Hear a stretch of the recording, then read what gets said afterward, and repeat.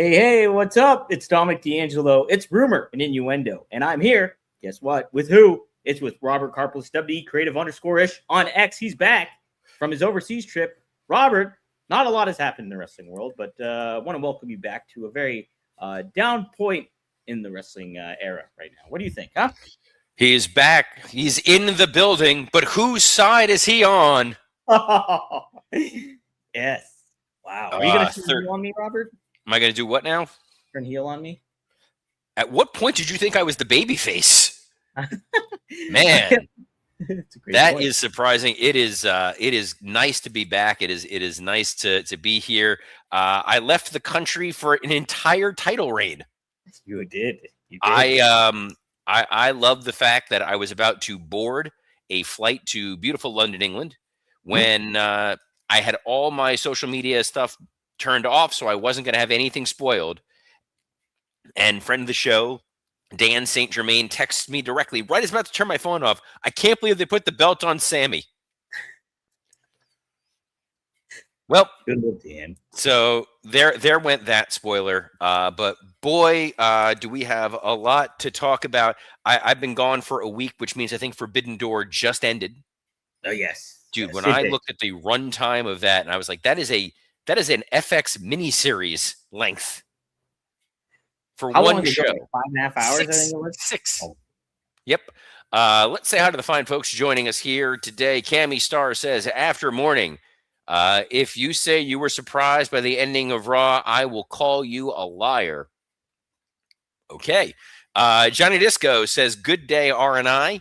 The Big Boss, 1983, says, Triple H trying to avoid booking what we know is going to happen. He swerves, which is smart, but the newer result isn't much better.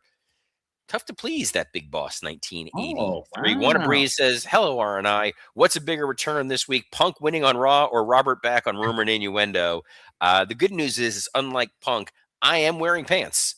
So nice. We're good. As far as we know. Yes. We're not doing that. That is not the Blue Chew segue, by the way. Dre Owens says, hello, R&I. WWE gave us something new with Sami as champ. And like the McRib, they took it away from us. And Devin Dowling throwing us an Ayo and Wrestling Old Head. Late arrival today. Hello, all. I feel like I should do like a Billy Joel, we didn't start the fire version of all the stuff I missed in the last week and change. You missed quite a bit, Robert. Man, not only Sami Zayn becoming WWE champion, we had Jay White returning to AEW. Get out of town. Jay White returned to AEW. What a total surprise that I was not aware of. So, yeah. All right. Where do we start, Robert? Where do you want to start? I'm going to leave it up to you, actually, because you haven't been here. I think the Sami Zayn of it all took on an insane life of its own. Mm-hmm. So we had predicted that it made the most sense that Cody Rhodes was going to retain coming out of Night of Champions, and then CM Punk would challenge Cody Rhodes at SummerSlam, that was going to be the big sort of surprise. That was what we had predicted about a week and change ago. Looking at the landscape of the company and saying, based on this poster world that they are in right now, Punk and Cody was always sort of the path. That would probably be the most meaningful. The alternative would have been Punk and Gunther going for the title, and then a Cody-Sami side, blood rival match, which, by the way, all still could happen where we are right now. I did not expect the level of stupidity that they did with Obafemi. That blew my mind. We had predicted Obafemi was going to win King of the Ring, and he did decisively. We had predicted Brock Lesnar was not going to attack at King of the Ring, that they were going to get that subsequent confrontation. We got the confrontation. They set up the match. They made it a Hell in a Cell. And Oba basically pushed his world title opportunity to the side. It's like, I will get to that. What was the point of the tournament? Exactly, right? It's you're demeaning what you had for King of the Ring tournament, even though people were already kind of like fatal four ways going on this whole time for tournaments. We don't like that necessarily, but then you also do this, and it kind of I diminishes. liked the fatal four ways. I was quite happy about them. I think You made a good case for them. I will say that for sure. I think they worked. As you're going to town on some milk. Yeah, I've had mouth ulcers for the past couple of weeks. Oh, My you could have tongue's just been said yes. We didn't need to know. They knew all yesterday. that. I told them yesterday on the solo show, Robert. So This is why I aware. can't leave, guys. I go away for a They couple know days. what's going on. It like Tom suddenly turns into your aunt explaining all the medical issues that she's dealing with. I am. I'm a hypochondriac and a half. Good Lord. This is the thing about Sami Zayn. Oh, hey, Marty. Marty, what's up? I got you, buddy. I know you missed everybody. He missed everybody. Yeah. He was sad. He even missed E. Oh, if E was but the thing about Sami Zayn winning the title in the way that he did is he was the last opportunity that WWE had and may ever have to do the true genuine boyhood dream story. That him winning as an underdog babyface, as an indie guy who came up the right way, that he was wrestling in high school gyms. Him and Kevin Owens were training together as best friends when they were 15, 16 years old. That this was a guy who went up the ranks of your Ring of Honor and your PWG and scratched and clawed just to get his foot in the door in NXT. No one ever thought he was going to make it to the main roster, and he always wanted to be world champion. And we as the audience would take that journey with him and desperately want to see him win that world title, that Mick Foley moment, that Daniel Bryan moment, where this is the coronation of this guy as a babyface. And instead, they've now put the title on him in such a way that the crowd in Saudi popped because they've sort of made him a hometown hero. And then they kind of immediately, the crowd didn't know what to do when they were at that SmackDown taping in Atlantic City. Some people cheering, some people booing Sami like, hey, this is great, but also, where were you guys a week ago? It was neither fish nor fowl, phrase I haven't gotten to say on here in quite a while. But I feel like it was a missed opportunity to save that Sami Zayn title win for a time where it actually would matter. Instead, we got this truncated championship run, which I'm okay with for a couple reasons. Number one, we've taken the pressure off the narrative of will Sami Zayn ever be world champion? True. Bruce Pritchard, friend of the show, the namesake of this show, something that he didn't realize, which was one of my favorite things ever, that he did not realize that our show was called Rumor and Innuendo because of his expression. Conrad was like, yeah, no, Bruce had no idea. I'm like, yeah, that sounds about right. So I texted Bruce. I was like, dude, anyway, too far behind the curtain. Bruce would always say there are certain guys who don't need the title. I disagree. I think the fact that Mr. Perfect never held the WWE title, I think the fact that Bossman never held the WWE title, the glaring one is obviously Ted DiBiase never holding the WWE title. I remember working with Ted, and his autobiography had come out that he had written at the time. And the picture on the cover was him with the WWE title around his waist, because it was the time where Andre won it on his behalf, and he gave him the belt, and Ted put it around his waist. And there was a photo of it. And the publishers were like, you need this in order to project that you were an important person in wrestling. So Sami not being world champion would have been those, hey, he was good, but didn't have that little box checked off. So now that box has been checked off, similar to Mick Foley, you now can say that he had a complete career. He even made that argument when he cut his promo saying, I'm a Grand Slam champion. I've main evented WrestleMania, technically, since he was in that tag title match and that main evented one night. It makes for a well-rounded career for Sami. It's a validation. It's a, yes, you are a guy who's a world champion. When Foley won the title the first time, his title reign was not that long. No. In fact, I think his total combined reign is I'm going to make up a stat. I think it was less than 90 days total. Yeah. And yet we still think of it as being a world champion. So it felt like they had a story that they were telling, or maybe had to make a pivot to the story.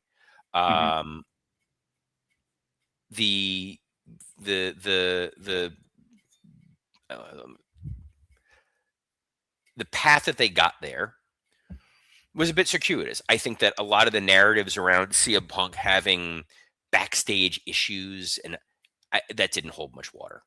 No. I think that they found a creative way to get to Cody versus Punk at SummerSlam, which again most likely feels like the best path, while giving Gunther what feels like a match against Nick Aldis. I guess, right? That's kind of what it feels like they're building up to. A weird consolation prize. But we'll see where they ultimately wind up settling with that. But it's definitely it's an interesting way to go. I mean, it's an interesting, like, you knew you were going up against the World Cup, US and Belgium. By the way, thank you, Belgium, for just making sure that everybody turned over to Raw at the Right. exact moment Obafemi came out. Yeah. That clinching goal, that all right, guys, we're done here goal. That's a wrap. Hit right around the time that they hit Obafemi's music. I was like, oh, that's fantastic. That was like old school Monday Night Wars. Yeah, that was Tony Schiavone saying that'll put butts in the seats, and then boom. Yes, thanks Belgium for putting some butts in the seats. And the Punk surprise, I tweeted out at the beginning of the night, like, over under on how long it's going to take for there to be a CM Punk chant. And the fact that they had him as part of the advertising for this show and then removed him, it seemed a little on the nose. Like there's going to be something going on here. So I liked the swerve nature of it a little bit. Didn't love the metal grate opening. Yeah. I would have liked the static. The static and the pop is more important. Right. Absolutely. Yeah. And like, then we saw him walking towards the ring. It would have been way better if you just boom had it in the arena and you had him walk on out to the music. I mean, we did kind of get that anyways, but it took a little bit. It got there, but it made what was a fairly odd Raw. They were trying on paper when they said, "Oh, we have 3 world title matches because we're trying to compete with the World Cup." But in reality, if you are a World Cup person, there was no way you weren't going to be watching US versus Belgium. And if you didn't care about the World Cup, you were going to watch Raw. Or because it's on Netflix, you can time shift. You can watch it at any point in time. So I think they were trying to make it as appointment television as humanly possible. Yeah. And the tag title change early in the night was definitely another surprise as far as I'm concerned. Though it does feel like it was a course recorrection. Yeah, do you think that was kind of intentional to kind of maybe get off the fact like, oh, we had a title change already, probably not going to happen again tonight then? Or is that too much thought? It's possible. It is possible. I did have that thought that, oh, they're really trying to like double swerve you. Yeah. What it felt like was they kind of took a step back and they went, well, we need to justify as to why Paul Heyman is going to continue to associate with the Vision, because the Vision had become sort of a mid-card act.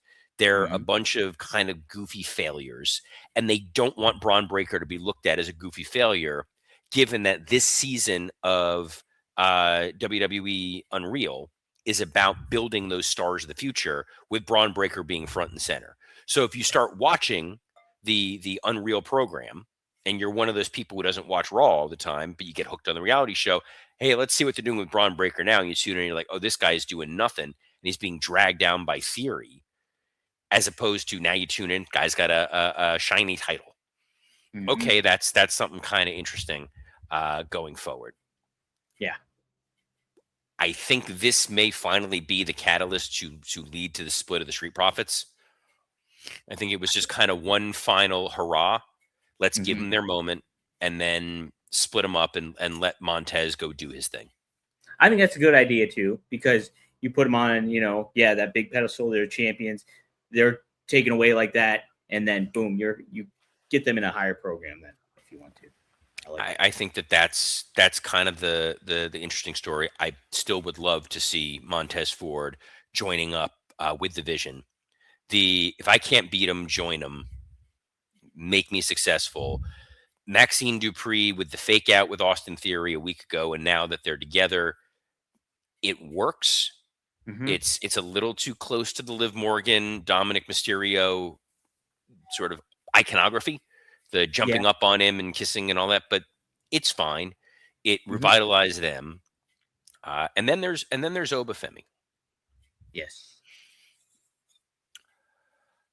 Had I been here a week ago, Hmm. much like Dom's ulcer, I would have been severely aggravated. You build up this King of the Ring tournament, and then the guy just pushes it to the side. I really genuinely feel like this is all the hand of Roman Reigns. Every booking decision since the minute WrestleMania has happened feels like Roman pulling I want to work with my family. I want to work with some select friends, and then eventually I'll drop the belt. The most analogous that this feels like is a guy we're going to talk about in a few minutes. It feels like Hogan in the AWA. Mm. This is a very Bockwinkel kind of feeling that I have right now, and I'm not a fan of it. I think that the Obafemi program with Brock Lesnar, yes, they're having fun. They're enjoying what they're doing. We're rising to the occasion. It's giving Obafemi a chance to, uh, go back and forth in the microphone with Paul Heyman, Hmm. and it's a chance for him to show that he is a main event figure. But how long until that fairy dust runs out? Versus if they had put the title on Obafemi the night after WrestleMania, how different these last couple of months would have felt. Right.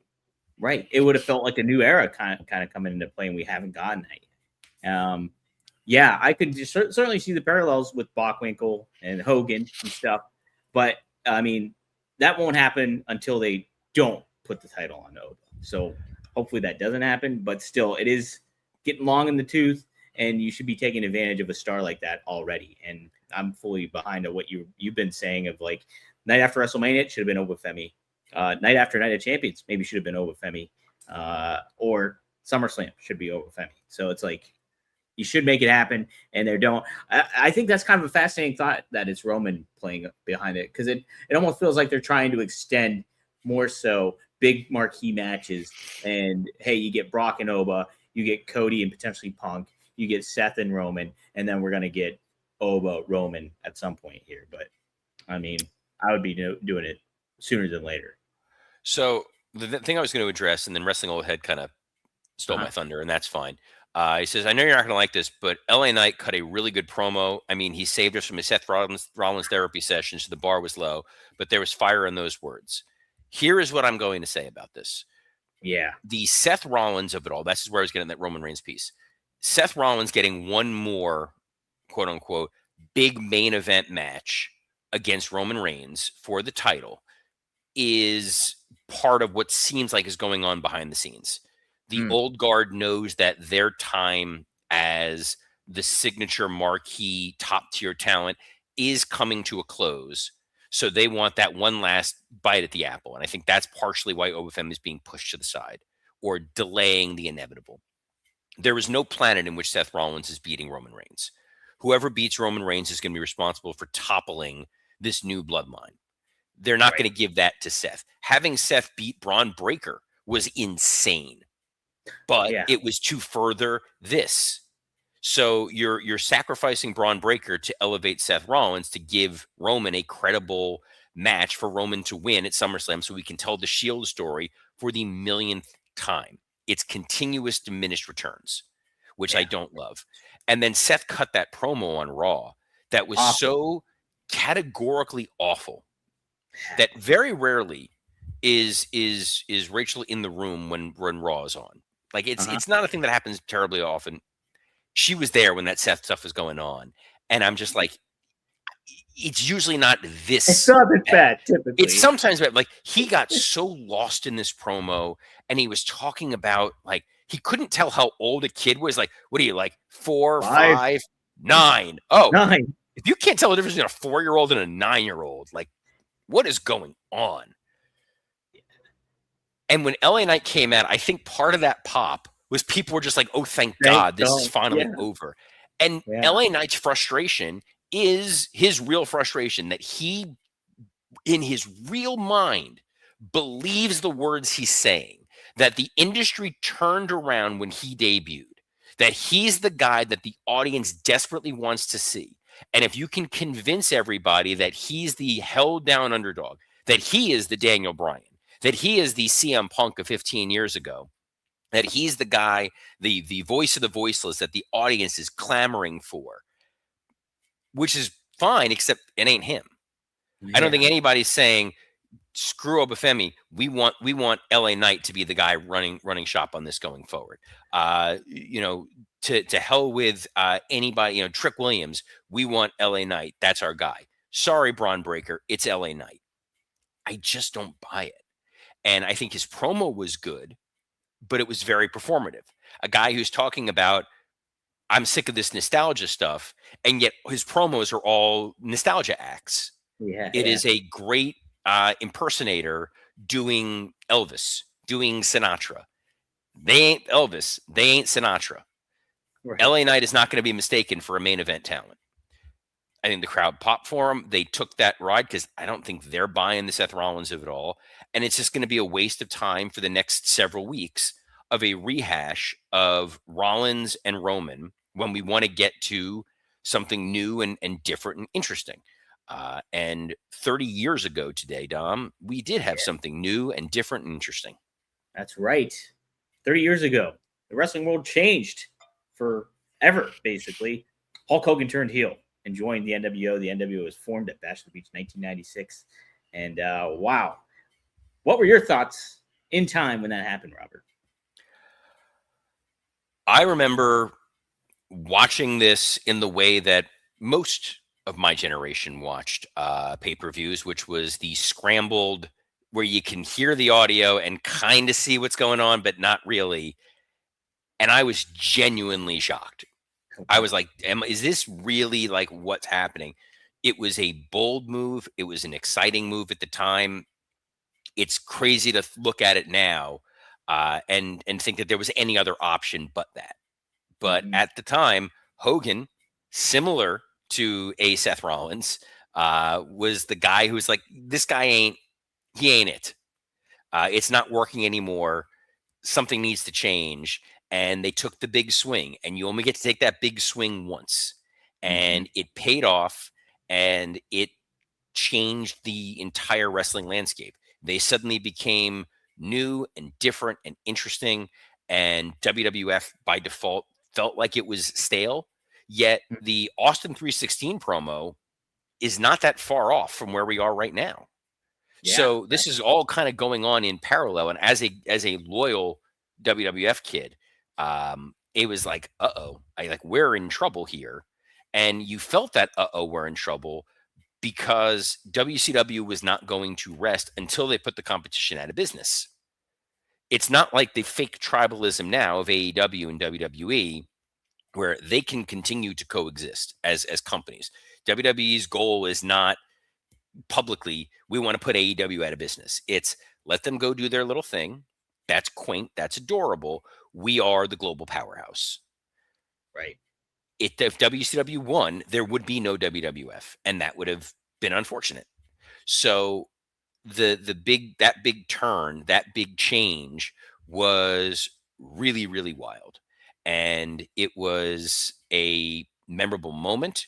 It was a memorable promo after. They're throwing the trash into the ring. The fan jumps the barricade, which is absolutely wild. But it was kind of all they had. They had a great roster with nothing else really going on to be built. And they didn't want to build anything else. And Hogan and the NWO became this big ball of momentum that nobody was going to be allowed to dislodge. And the industry, to some degree, kind of learned that lesson of you need to be multi-threaded. You can't just be beholden to one person and one storyline. I think WWE and AEW right now both have 3 or 4 fairly compelling top tier stories that can headline shows. I think you've got the, Roman's rebuilding of the bloodline, which is fine. What's going on with now Punk is your champion. Cody is going to be coming after that title. Gunther wants an opportunity. By the way, I would absolutely book another triple threat match. Cody, Gunther, and Seth Cody, Gunther, and Sami for the number 1 contender spot. Run back what they did at Night of Champions. Have Cody be the one to beat Sami, and Gunther being pissed yet again that he has not gotten an opportunity yet. He's never been pinned. He's never been forced to submit. And that's where he finally just attacks Nick Aldis, and we get that match. There you go. I like that. But that would be my idea. But I don't know that there's an opportunity in wrestling ever again to recreate that Hogan turn. I don't think there will be. I really don't. You talk about having these several threads, and I see the point of it. But at the same time, too, does wrestling feel that big of a deal when you don't have those major, big, like a Stone Cold Steve Austin or a Hulk Hogan, a heel Hulk Hogan, or NWO, to make it a broader perspective? Like, are you missing something not having? I think the last one, the one that, like, all due respect to LA Knight, and yes, his return single-handedly skyrocketed the business. It's the couch segment. The couch segment where you reveal that Roman Reigns and Paul Heyman are sitting together is the moment where wrestling hit a new golden age. And right now, even if Cody were to turn heel, I don't know that it would feel that significant and impactful. If Punk were to turn heel, he's pretty far along in his career. There's not a lot of movement going forward for that. Right. I don't think that there is any truly iconic turn left. Not at this point, for sure. The only person who could, but we've already seen them have that run, is another heel Rhea Ripley run. Yeah, but again, we've seen it. We've seen Rhea as a heel. I think Rhea as the top dominant heel, we will wind up seeing if Sol Ruca catches fire. Yeah, that's true too. That just seems like a very good program to have, though. I don't think it's going to be like, oh my God, Rhea's a heel. Yeah, I don't necessarily see that. Well, oh my God, I'm back. We're here. I am not leaving the continent. So we will be spending. It is the summer of Punk. It is the summer of Rumor and Innuendo. As we will be here every Monday through Friday at noon Eastern on a plethora of platforms, including the WWE Creative _ISH X account, the @SE Scoops X account, the Dominic D'Angelo X account. Yeah. I didn't see it up there today. It wasn't up there. You didn't load it. I checked. You got to double check. Oh shoot! I guess yeah. Fantastic. Best producer in all of wrestling. And obviously on YouTube, on Podcast Heat and Studio One Sports.